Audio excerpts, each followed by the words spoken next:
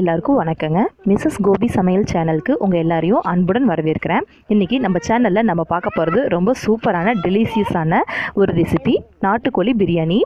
நாட்டுக்கோழி பிரியாணி ஈஸியாக நம்ம குக்கர்லேயே தம் வச்சு ஈஸியாக செய்யலாங்க. வாங்க அது எப்படி செய்கிறது அப்படிங்கிறத பார்க்கலாம். அதுக்கு என்னென்ன பொருட்கள் தேவைன்னு பார்க்கலாம். ஃபஸ்ட்டு ஒரு பவுலில் தண்ணி எடுத்துகிட்டு அதில் ஒரு 4 ஏலக்காய், அப்புறம் கடல் பாசி, பிரியாணி இலை, ரோஜா மொக்கு, அன்னாச்சி மொக்கு இதெல்லாம் போட்டு கொஞ்சம் நேரம் ஊற வச்சுருங்க. அடுத்தது கொஞ்சமாக ஒரு 150 கிராம் அளவுக்கு பூண்டு, அதாவது ஒரு 3 கட்டை பூண்டு, அப்புறம் நம்ம கட்டை விரல் சைஸில் ஒரு 4 துண்டு இஞ்சி எடுத்துருக்காங்க இந்த மாதிரி சுத்தம் பண்ணி. அப்புறம் கொஞ்சமாக பட்டை, கிராம்பு, ஏலக்காய். பட்டை ஒரு 10 கிராம், கிராம்பு ஒரு 10 கிராம், அப்புறம் 2 ஏலக்காய், அப்புறம் 1 டீஸ்பூன் அளவுக்கு சோம்பு இதெல்லாம் எடுத்துருக்கேங்க. இப்போது நம்ம புதினா, கொத்தமல்லி இதையும் இந்த மாதிரி எடுத்து நல்லா தண்ணியில் அலசி எடுத்து வச்சுக்கோங்க. அப்புறம் ஒரு அரை எலுமிச்சம்பழம், கொஞ்சமாக தயிர், அப்புறம் ஒரு 2 பெரிய வெங்காயம் நறுக்கி எடுத்து வச்சுருக்கேன். அப்புறம் ஒரு 4 தக்காளி பழம் நல்லா பழுத்தது நறுக்கி எடுத்து வச்சுருக்கேன். பச்சை மிளகா ஒரு 5லேருந்து 6 பச்சை மிளகாயை இந்த மாதிரி 2 கட் பண்ணி எடுத்து வச்சுருக்கேன். ஃபஸ்ட்டு இந்த பட்டை, கிராம்பு, ஏலக்காய், சோம்பு இதெல்லாம் நம்ம மிக்சியில் போட்டு பவுட்ரு பண்ணிக்கலாங்க. இஞ்சியும் பூண்டையும் தனியாக பேஸ்ட் பண்ணி வச்சுக்கலாம். இப்போது நம்ம இந்த பவுடரையும் இந்த இஞ்சி பூண்டு பேஸ்ட்டையும் கொஞ்சம் மட்டும் எடுத்து சிக்கன் கூட சேர்த்து ஃபஸ்ட்டே சிக்கனை தனியாக வேக வச்சுக்கலாங்க. ஏன்னா நாட்டுக்கோழி சீக்கிரம் வேகாது. நம்ம அரைச்சி வச்சுருக்க பேஸ்ட்டில் சும்மா கொஞ்சமாக 1 ஸ்பூன் அளவுக்கு மட்டும் எடுத்து இது கூட சேர்த்துக்கோங்க சிக்கன் கூட. அப்புறம் 1 ஸ்பூன் அளவுக்கு அந்த பட்டை, கிராம்பு, சோம்பு பவுடரையும் 1 ஸ்பூன் அளவுக்கு சேர்த்துக்கோங்க. கூடவே கொஞ்சமாக புதினா, கொத்தமல்லி இலையும் சேர்த்துட்டு கொஞ்சமாக தண்ணி விட்டு இதை தனியாக ஒரு சின்ன குக்கரில் வேக வச்சுக்கோங்க. நான் 1 கிலோ சிக்கனுக்கு 1 கிலோ பாஸ்மதி ரைஸ் எடுத்துருக்கேங்க. இப்போது இந்த சிக்கனை மட்டும் தனியாக இந்த மாதிரி எல்லாம் போட்டு ஒரு மிக்ஸ் கொடுத்துட்டு வேக வச்சுருங்க. இது நல்லா வேகட்டும். ஒரு 5லேருந்து 6 விசில் விட்டுக்கோங்க. அடுத்தது நான் அரிசி பாஸ்மதி அரிசி எடுத்திருக்கேன். இதை இதுக்கு நான் தண்ணியில் போட்டு சுத்தம் பண்ணிவிட்டு இந்த மாதிரி ஊற வச்சிடுறேங்க. ஒரு 20 நிமிஷத்துக்கு பக்கமாக ஊறினா தான் அங்கே சாப்பாடு உதிரியாக நல்லாயிருக்கும். இதுக்கு நான் 1 கப் அரிசிக்கு 2 கப் தண்ணி எடுத்திருக்கேன். அதனால் நம்ம ஃபஸ்ட்டே தண்ணியை ஹீட் பண்ணி வச்சுக்கலாம். நம்மளுக்கு குயிக்காக வேலை முடிஞ்சிடும். இப்போ எனக்கு 1 கிலோங்கிறதுனால ஒரு 5 கிளாஸ் அரிசி வந்துச்சு. இதுக்கு நான் 10 கிளாஸ் தண்ணி முன்னாடியே சூடு பண்ணி வச்சுக்கிறேங்க. நம்ம மசாலாலாம் ரெடி பண்ணதுக்கப்புறம் இந்த சுடு தண்ணி உள்ளே ஊற்றி டக்குன்னு ரெடி பண்ணிடலாம். இப்போது இது நல்லா ஊறிடுச்சுங்க பிரியாணி எல்லாம். சிக்கனும் விசில் வர ஆரம்பிச்சிருச்சு. இந்த டைமில் நம்ம பிரியாணி செய்ய ஆரம்பிச்சிடலாம். இப்போது இந்த பிரியாணி இலை இதிலலாம் இருக்க தண்ணி சுத்தமாக வடித்து வச்சுருங்க. அப்புறம் பெரிய குக்கர் ஒன்று அடுப்பில் வச்சுட்டு அதில் ஒரு 150லேருந்து 200 ml எண்ணெய் விட்டுக்கோங்க. பிரியாணிக்கு எண்ணெய் கொஞ்சம் இந்த மாதிரி கூடுதலாக விட்டால் தான் நல்லாயிருக்கும். நீங்கள் வேணால் பாதி எண்ணெய் பாதி நெய் சேர்த்து செஞ்சுக்கலாம். இப்போ இந்த தண்ணி வடித்து வச்சுருக்க பிரியாணி இலை, ஏலக்காயெல்லாம் இந்த எண்ணெயில் சேர்த்துக்கோங்க. பாருங்கள் ஏலக்காய் எப்படி ஊறி இருக்குன்னு. இப்போது இந்த ஊறி இருக்கிற மசாலா இதில் போடுங்க. ஊறினா தான் அந்த ஃப்ளேவர் ரொம்ப நல்லாயிருக்கும் எண்ணெயில் பொரியும் போது. இப்போ நான் 4 கீறி வச்சுருக்க பச்சை மிளகாய் இது கூட சேர்த்துக்கிறேன்.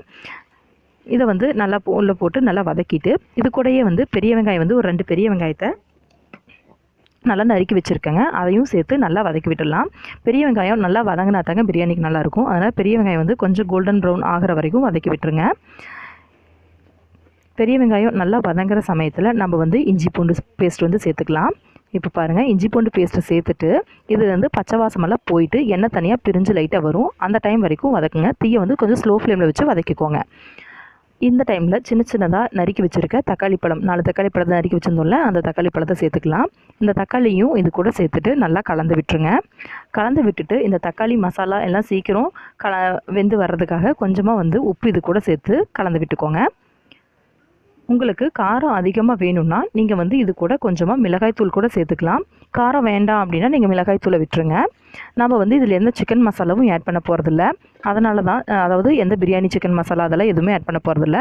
நம்ம நாமளே அரைச்சி வச்சுருக்க இந்த பட்டை, கிராம்பு பவுடர், இஞ்சி பூண்டு பேஸ்ட் இந்த மசாலா வச்சு தான் செய்ய போகிறோம். இந்த டைமில் மிளகாய்த்தூள் சேர்த்ததுக்கப்புறம் பட்டை, கிராம்பு பவுடரையும் சேர்த்துக்கோங்க. நம்ம ஃபஸ்ட்டே பட்டை, கிராம்பு பவுடர் சேர்த்தா அது அடியை அடி பிடிச்சிக்கோங்க.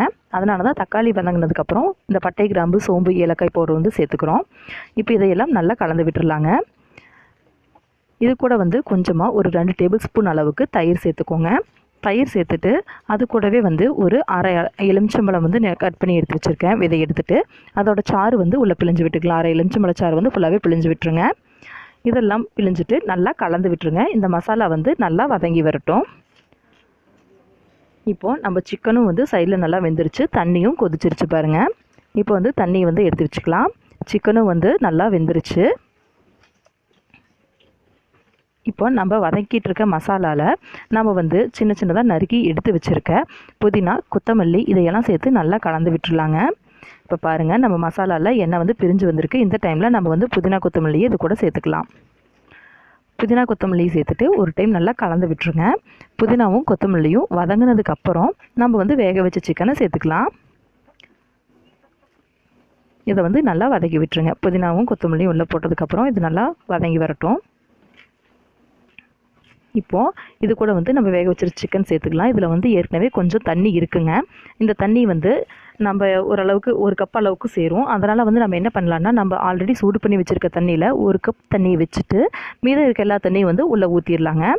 ஏன்னா இந்த தண்ணி வந்து நம்மளுக்கு சீக்கிரம் ட்ரை ஆகாது. ஸோ இந்த தண்ணி வந்து நம்ம அரிசி வேகிறதுக்கு அப்படியே வச்சுக்க போகிறோம். இப்போது நான் சூடு பண்ணி வச்சுருக்க தண்ணியை உள்ளே சேர்த்துட்டேன். 1 கப் அளவுக்கு மட்டும் மீதம் வச்சுட்டேன். ஏன்னா எனக்கு சிக்கனில் வந்து தண்ணி அவ்வளோக்கா ட்ரை ஆகலை. இப்போது இந்த தண்ணி வந்து நல்லா கொதிக்கட்டும். அது வரைக்கும் ஒரு தட்டு வச்சு மூடி வச்சிடலாங்க. இந்த தண்ணி கொதிக்கிற சமயத்தில் நம்ம வந்து ஊற வச்சுருக்க அரிசியில் வந்து தண்ணி வடிச்சிட்டு அந்த அரிசி வந்து இது கூட சேர்த்துக்கலாம். இன்றைக்கி வந்து நம்ம வந்து குக்கர் வந்து விசில் விட்டு வேக வைக்க போகிறது இல்லைங்க. நம்ம வந்து மேலே ஜஸ்ட்டு ஒரு தட்டு வச்சு தான் வேக வைக்க போகிறோம். ஓரளவுக்கு அரிசி வெந்ததுக்கப்புறம் தான் நம்ம தம் போடுறதுக்காக குக்கர் மூடி வச்சு மேலே வெயிட் போட போகிறோம். இப்போ இது வந்து நல்லா கலந்து விட்டுட்டு ஒரு தட்டு வச்சுருங்க. அப்புறம் ஒரு 3 நிமிஷத்துக்கு ஒரு டைம் மட்டும் திறந்து பாருங்கள். 3 நிமிஷத்துக்கு ஒரு டைம் திறந்து பார்த்தீங்கன்னா உங்களுக்கு கரெக்டாக இருக்கும். இப்போ பாருங்கள், இது நல்லா கொதிச்சு அரிசி ஓரளவுக்கு வெந்திருக்கு. எவ்வளோ நீளமாக உதிரி உதிரியாக அரிசி உடையாமல் வந்திருக்கு பாருங்கள். நீங்கள் இந்த மெத்தடில் செஞ்சிங்கன்னா உங்களுக்கு வந்து தம் பிரியாணி மாதிரி சூப்பராக இருக்குங்க. இதுக்கப்புறம் மறுபடியும் கொஞ்சம் நேரம் வந்து தட்டு வச்சு மூடி வச்சுருங்க. ரொம்ப நேரம் திறந்து வைக்க வேண்டாம். தண்ணி வந்து சீக்கிரம் அப்புறம் ட்ரை ஆயிரும். அரிசி வந்து ரொம்ப விதையாக இருக்குங்க. இப்போது இந்த டைமில் நல்லா ஒரு லைட்டாக கிளறி விட்டு தட்டு வச்சு மறுபடியும் மூடி வச்சுருங்க. மறுபடியும் திறந்து பார்த்தீங்கன்னா உங்களுக்கு வந்து கொஞ்சம் தண்ணி மட்டும் இருக்கும். நீங்கள் லைட்டாக மிக்ஸ் பண்ணிங்கன்னா உங்களுக்கு தண்ணி பாதி அரிசி பாதியாக இருக்கும். நீங்கள் கையில் நசுக்கி பார்த்தா அரிசி லைட்டாக நறுன்னு தெரியுங்க. அந்த டைமில் நீங்கள் வந்து குக்கர் மூடி வச்சுட்டு மேலே வந்து வெயிட் போட்டு விட்டுருங்க. தீயை வந்து மீடியம் ஃப்ளேமில் வச்சுக்கோங்க. வச்சுட்டு இதை வந்து ஒரு 4லேருந்து 5 நிமிஷம் வந்து மீடியம் ஃப்ளேமில் வச்சுக்கோங்க. இல்லை அதுக்கு குறைவாக கூட வச்சுக்கோங்க. நம்மளுக்கு வந்து விசில் வர தேவையில்லை. ஜஸ்ட் அந்த ப்ரெஷர் வந்து ஃபுல்லாக பிடிச்சா போதும். நம்மளுக்கு வந்து ஃபுல்லாக தம் வந்து கிடச்சிக்கும் பிரியாணிக்கு. அதுக்கப்புறம் ப்ரெஷர் ஃபுல்லாக ரிலீஸ் ஆனதுக்கப்புறம் நீங்கள் வந்து குக்கர் ஓப்பன் பண்ணிக்கலாம். அதுக்கு முன்னாடி ஓப்பன் பண்ணிட்டீங்கன்னா உங்களுக்கு வந்து லைட்டாக கொல கொலன்னு கஞ்சியோடு இருக்குங்க. இப்போ பாருங்கள், பிரியாணி வந்து எவ்வளோ உதிரி உதிரியாக சூப்பராக ரெடி ஆயிடுச்சுன்னு. இந்த மெத்தடில் செஞ்சால் நம்ம தம் பிரியாணி மாதிரி சூப்பராக இருக்குங்க பிரியாணி. அதனால் கண்டிப்பாக நீங்கள் வந்து விசில் விட்டிங்கன்னா கீழே வந்து அடி பிடிச்சிக்கும். மேலே வந்து சிக்கன் ஃபுல்லாக மேலே வந்து நின்றுக்கும். அது வந்து நல்லா இருக்காது. ஸோ கண்டிப்பாக இந்த மெத்தட் வந்து ட்ரை பண்ணி பாருங்கள். நம்ம அடிக்கடி கிளறி விடுறதுனால ரொம்ப கிளற வேண்டாம். கிளறிட்டிங்கன்னா ரொம்ப குழஞ்சி போயிடும். அப்பப்போ லைட்டாக மட்டும் கிளறி விட்டுக்கோங்க. பாருங்கள், நம்ம பிரியாணி எவ்வளோ உதிரி உதிரியாக சூப்பராக ரெடி ஆயிருக்குன்னு. நாட்டுக்கோழி பிரியாணி இந்த மாதிரி ட்ரை பண்ணி பாருங்கள். எப்போவுமே வீட்டில் ரொம்ப சூப்பராக இருக்கும். எல்லோரும் ரொம்ப விரும்பி சாப்பிட்டு உங்களை பாராட்டுவாங்க. இந்த ரெசிபி கண்டிப்பாக உங்கள் எல்லாத்துக்கும் பிடிச்சிருக்குன்னு நினைக்கிறேன். நம்ம மிஸ்ஸஸ் கோபி சமையல் சேனலில் சப்ஸ்கிரைப் பண்ணாமல் தான் சப்ஸ்கிரைப் பண்ணிக்கோங்க. கூடவே அந்த பெல் பட்டனை ப்ரெஸ் பண்ணிக்கோங்க. ரொம்ப நன்றி.